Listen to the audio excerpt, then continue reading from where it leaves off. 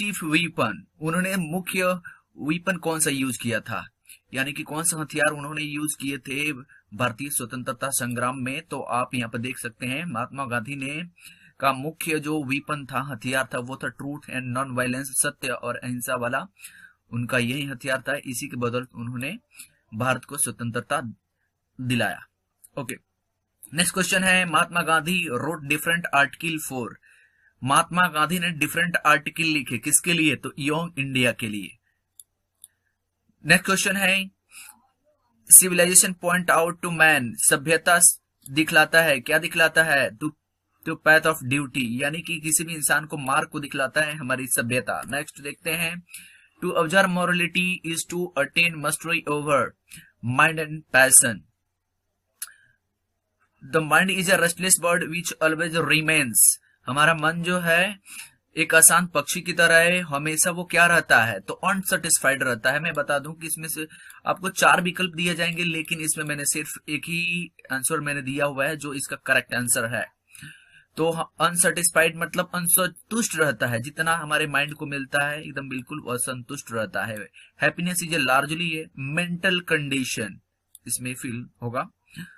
और ancestor diseased us from, हमारे जो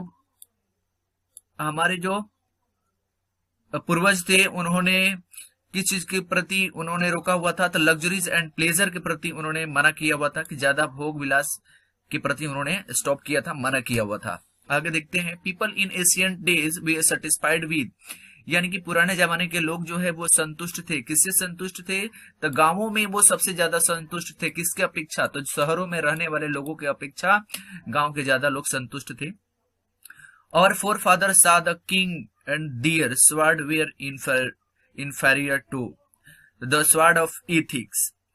In ancient days, the common people followed agriculture. प्राचीन सभ्यता में सबसे ज्यादा लोग किसको ध्यान देते थे, तो एग्रीकल्चर पे ध्यान देते थे। Okay, in Asian days the common people enjoyed, यानी कि प्राचीन जमाने में जो साधारण लोग जो है वो किस में इंजॉय करते थे, द ट्रू होम रूल में ज्यादातर वो लोग इंजॉय करते थे। The tendency of Indian civilization is to elevate moral being. Indian civilization is based on belief in God. यानी कि भारतीय सभ्यता किसके ऊपर आधारित है, तो based on belief in God. Okay. Modern civilization is the worship of material, यानी कि जो आधुनिक जो सभ्यता है वो किस चीज का पूजा कर रहे हैं, तो लोग मटेरियल का पूजा करते हैं। जितने भी मशीन है ज्यादातर आजकल के जमाने के लोग मटेरियल पे ही, मशीनों के ऊपर डिपेंड है। Indian civilization and culture has been written by, किसके द्वारा लिखा गया, तो महात्मा गांधी के द्वारा ये चैप्टर लिखा गया था, इंडियन सिविलाइजेशन एंड कल्चर। इसे आप बिल्कुल याद कर लेंगे, एग्जाम में 100% इसमें से क्वेश्चन आने ही आना है। ओके, नेक्स्ट जो चैप्टर हम लोग देख रहे हैं Bharat is my home, this chapter has been written by doctor Zakir Hussain. ये चैप्टर डॉक्टर जाकिर हुसैन के द्वारा इसको लिखा गया है। ये भारत के राष्ट्रपति रह चुके हैं। The whole Bharat is the whole of, यहाँ पे भारत होगा तो भारत इज माई होम, पूरा भारत मेरा घर है। ये चैप्टर भारत माई होम से लिया गया है। The process of its content renewal is indeed the process of growth of national, तो नेशनल यहाँ पे कल्चर एंड कैरेक्टर।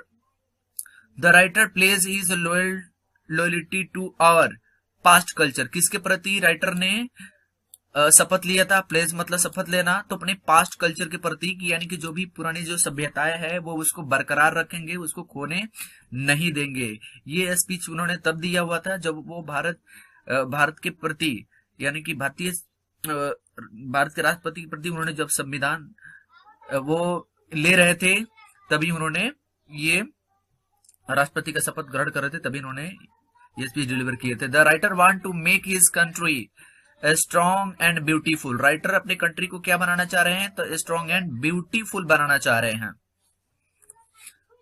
ओके, अगला क्वेश्चन इसमें लास्ट दिया है, इज द प्राइम इंस्ट्रूमेंट, यहाँ पे in the prime instrument of a national purpose, ये क्वेश्चन का आंसर मैंने नहीं लिख पाया है। तो prime instrument of national purpose, तो प्राइम क्या है, प्राइम इंस्ट्रूमेंट क्या है नेशनल, तो एजुकेशन है। एजुकेशन यहाँ पे आप देखेंगे, यहाँ पे मैंने छोड़ दिया हुआ है, तो यहाँ पे आप एजुकेशन यहाँ पे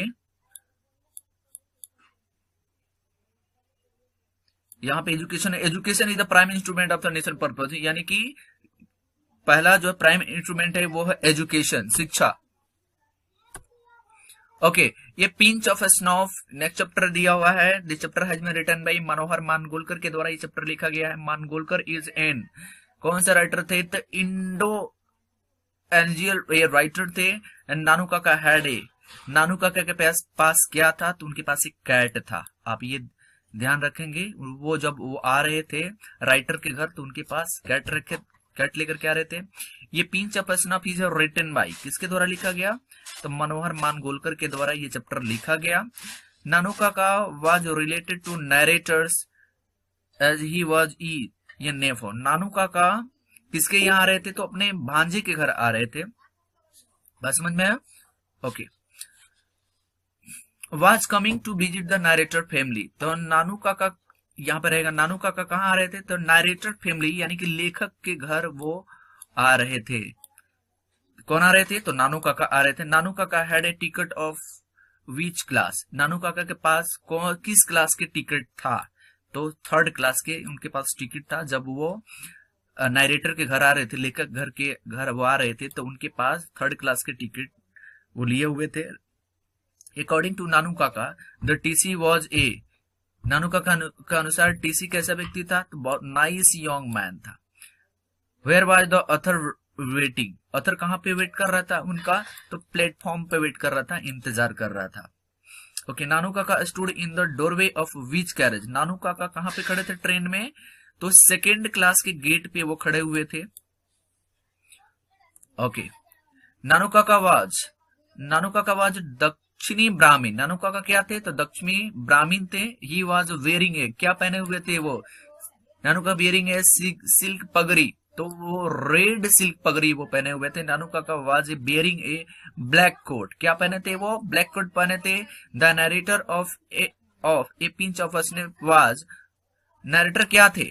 अंडर सेक्रेटरी ऑन प्रोविजन, वो अंडर सेक्रेटरी में वो जॉब कर रहे होते हैं narrator. The character Nanu Kaka figure in the piece, answer होगा ये पिंच ऑफ स्नफ। आगे देखते हैं। नेक्स्ट चैप्टर है I have a dream. This chapter has been written by Martin Luther King junior.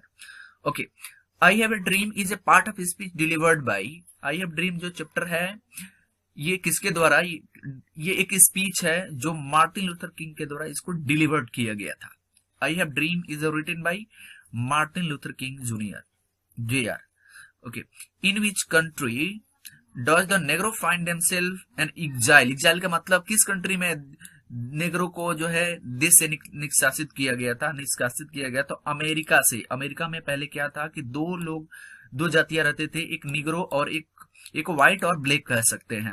और इसी के प्रति मार्टिन लूथर किंग ने उन दोनों को एक मिलाया।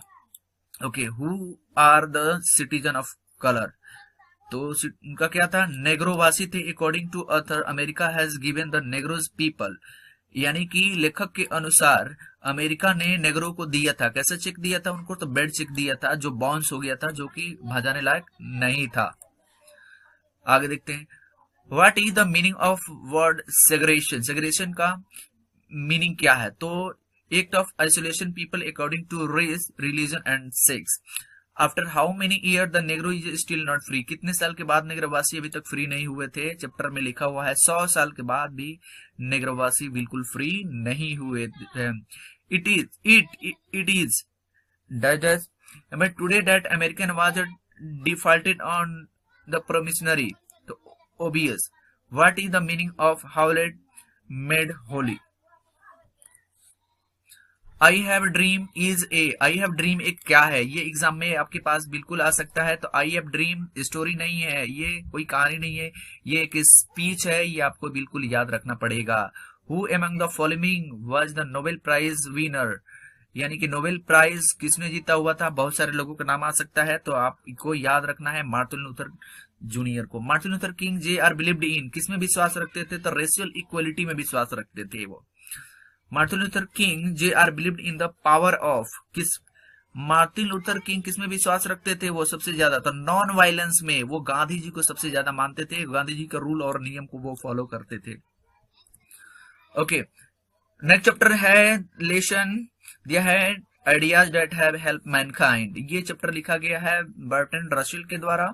Burton Russell was a philosopher and a, और वो क्या थे? द हिस्टोरियन थे, वो कहानीकार थे, वो कहानियां भी वो लिखते थे। What is the meaning of indubitable? Indubitable का मतलब क्या है? Which can not be doubted, जिसपे बिल्कुल संदेह नहीं किया जाता हो, संदेह जिस पे नहीं किया जाएगा उसको इंडुबिटेबल बोलते। Who are homo species? Homo species तो homo humans.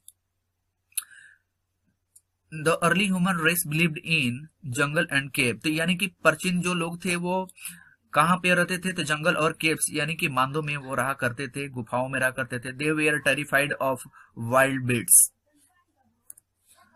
The human were dash dash agile compared to monkey, यानी कि उनकी यहाँ पे लेस होगा क्योंकि उनकी कंपेयर जो है मंकी से भी नहीं किया जा सकता था, क्योंकि पहले उनके पास पहुंच भी नहीं थे, जिसके वजह से उनका कंपेयर उनसे किया जा सके, और इतना एक्टिव भी नहीं थे कि वो पेड़ों पे काफी तेजी से बंदरों के जैसा चढ़ सके। In those days they no have man was a small, यानी कि there are number of man was, क्या था उस समय? निश्चित रूप से मानव की संख्या कम रहा होगा। What is the meaning of hirsute? Hirsute का मतलब क्या है? Covered with hair. हर्स्यूट का मतलब ये है कि जैसे कोई जानवर हो गया और उनके सर पे जो बाल होते हैं, जो कवर किया गया होता है, उसको हम हर्स्यूट बोलते हैं। समझ में आया? Okay, we have certainly become the progressively less like animal. हमने उसमें ज्यादा विकास नहीं किया, मानव है लेकिन अभी तक ज्यादा हमने विकास नहीं किया। एनिमल, अभी भी हमने सिर्फ जानवरों के जितना हमने विकास किया है। Bertrand Russell talk about the human being lack of hirsute protection against cold, यानी कि किसके बारे में उन्होंने बात किया है? तो हर्स्यूट के बारे में बात किया है कि मानव के पास उतने शरीर में बाल भी नहीं थे कि वो ठंड से भी बच सके। समझ में आया? तो ये चैप्टर जब आप देखेंगे तो आप लोग को बढ़िया तरह से ये चैप्टर समझ में आएगा, काफी डिटेल में पढ़ेंगे तो। लेकिन मैंने एग्जाम को लेकर के आप लोगों के एग्जाम को लेकर के मैंने जल्दी मैंने सिर्फ इसमें ऑब्जेक्टिव क्वेश्चन मैं अपलोड कर रहा हूं, ताकि आप एग्जाम को बेहतर तरीके से तैयारी कर सके। समझ में आया दोस्तों? ओके, आगे देखते हैं। Who among the following writer was also the mathematician? तो कौन से राइटर थे जो मैथमेटिशियन भी थे? ये एग्जाम में देखिए अब आ सकता है, तो आपको याद रखना है बर्टन रसेल। बर्टन रसेल क्या थे? ये मैथमेटिशियन भी थे। बर्टन रसेल वाज ये डिस्टिंग्विश्ड ब्रिटिश फिलोसफर। ये कैसे फिलोसफर थे? तो ब्रिटिश फिलोसफर थे। Anthropology is the study of human race. Anthropology में क्या पढ़ा जाता है? तो ह्यूमन के बारे में पढ़ा जाता है, ये आपको दिमाग में रखना है। The study of human race is a called, जिस चीज में ह्यूमन के बारे में पढ़ा जाता है उसको हम क्या बोलते हैं? एंथ्रोपोलॉजी बोलते हैं। इसमें मानव के बारे में पढ़ा जाता है। The pleasant and secure of domestic animal made the human life is more pleasant and secure. तो इसमें आपको आंसर में क्या हो? Okay, Seibei was a dash dash. Next chapter आपका है lesson number 6 the artist Shiga Naoya. तो इसमें दिया है Seibei was a 12 year old Japanese boy. कैसे बॉय लड़का था? तो 12 ईयर ओल्ड जापानी बॉय था। सेवईज हॉबी, यहाँ पे हॉबी वॉज कलेक्टिंग गॉड्स। वो क्या करता था? गॉड को कलेक्टिंग करता था।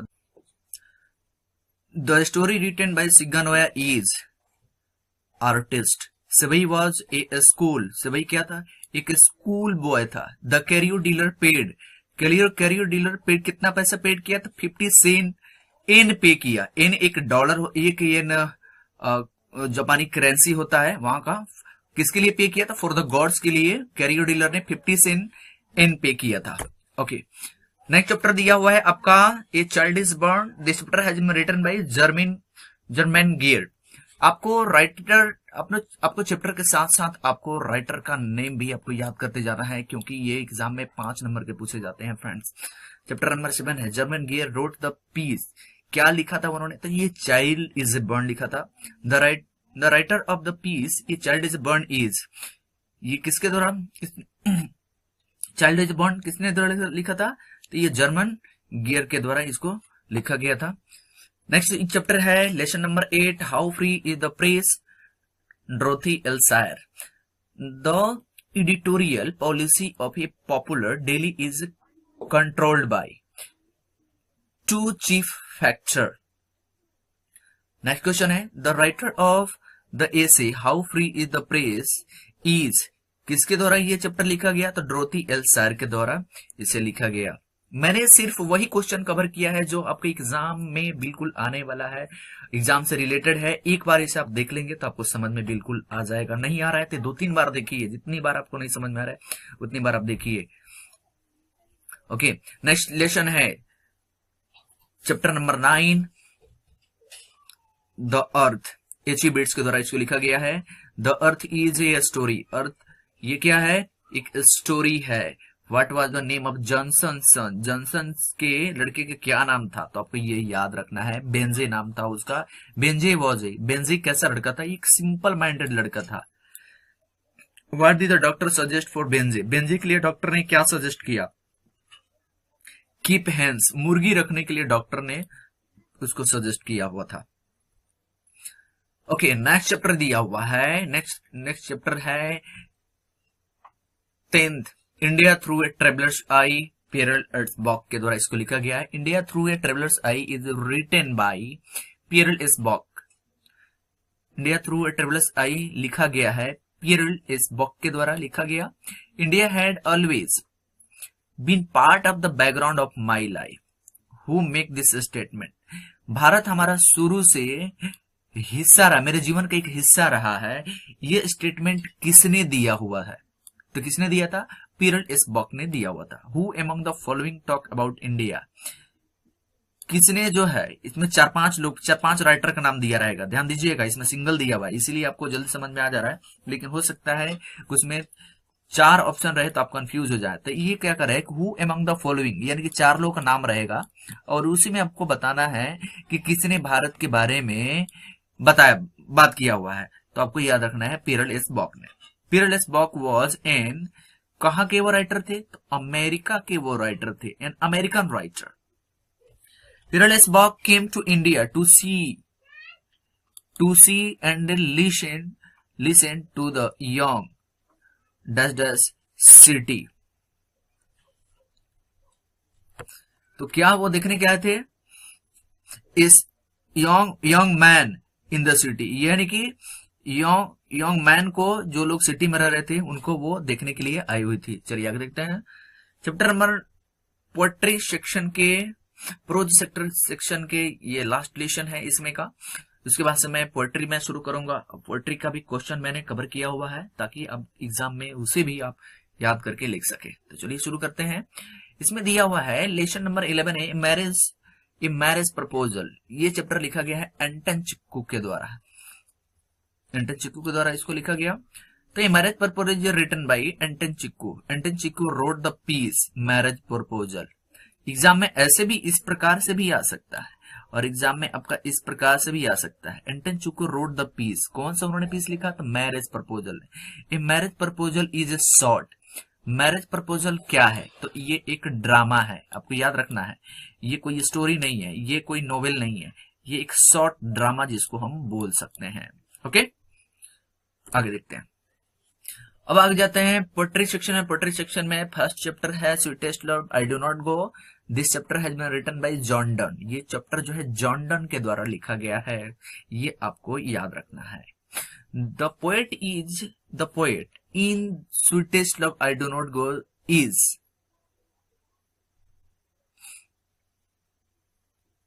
His beloved. तो यहां पे रहेगा टायर्ड ऑफ, यानी कि क्यों रहेगा? करेंगे the poet sweetest love I do not go is tired of his beloved. तो इसलिए कभी जो है नहीं जाना चाहता क्योंकि अपने बिलव्ड का मतलब अपने प्रेमिका से वो थक गया है। टायर्ड मतलब थक गया है, तो यहाँ पे टायर्ड होगा। Who compared the poem sweetest love I do not go? Who compose the poem, किसने कंपोज किया sweetest love I do not go? तो जॉन डन ने कंपोज किया हुआ था। Where was John Donne born?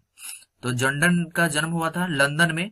अगर इसके बारे में आपको और डिटेल से जानना है तो इसका समरी और इसका फुल एक्सप्लेनेशन मैंने वीडियो में डाला हुआ है, तो वहां से आप इसको इनके बारे में और अच्छी तरीके से जान सकते हैं। In the poem sweetest love I do not go, the speakers beloved sigh away the speaker souls. Next chapter है song of myself, Walt Whitman के द्वारा ये लिखा गया है। The poet in song of myself sings for himself. वो किसके लिए गाता है? तो वो खुद के लिए, खुद ही वो गाता है। Song of my self is composed by, किसके द्वारा कंपोज किया गया? तो वॉल्ट विटमैन के द्वारा इसको कंपोज किया गया है। One of the important work Walt Whitman is, उनका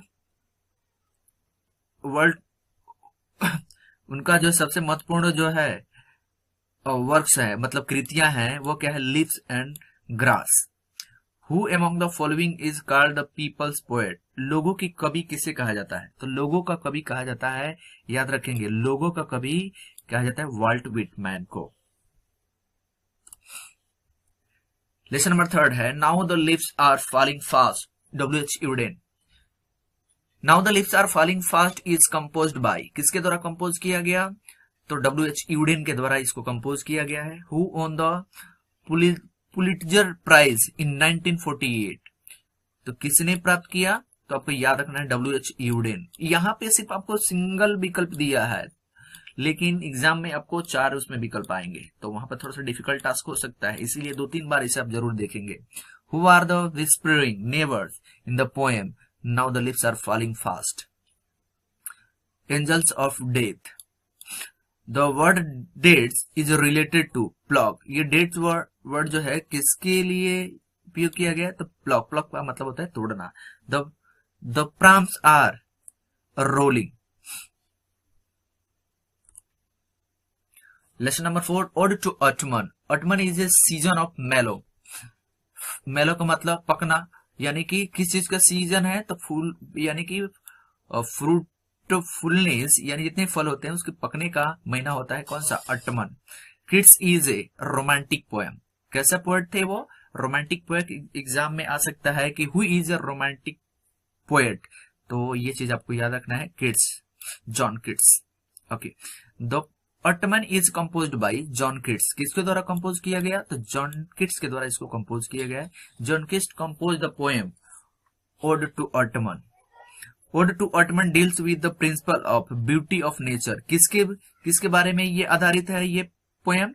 तो ब्यूटी ऑफ नेचर, प्रकृति की सौंदर्य के बारे में इसमें बताया गया है। Choose among the option the expression Keats use ode to autumn, season of mists and और क्या उन्होंने? मेलो फ्रूटफुलनेस। यहाँ पे एग्जाम में ये यहाँ पे आप फिल करेंगे mellow fruitfulness. Who are the depicted as a friend in the first 2 lines of the poem ode to autumn? तो सन एंड ऑटमन, 2 लोगों के दोस्त बताया गया फलों को पकने के लिए। एक किसको बताया गया? एक तो ऑटमन में, एक तो सन हो गया, फल को पकाने में कौन कौन सा मदद करते हैं? एक तो सन और दूसरा autumn.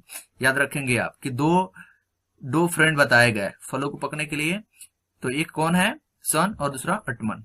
Okay, a things of the does for John Keats is a joy forever beauty. The word ingrain is related to grain, यानी कि इसका मतलब क्या होता है? तो ग्रेन, ग्रेन का मतलब होता है अनाज, अनाज से रिलेटेड है, अनाज से संबंधित है।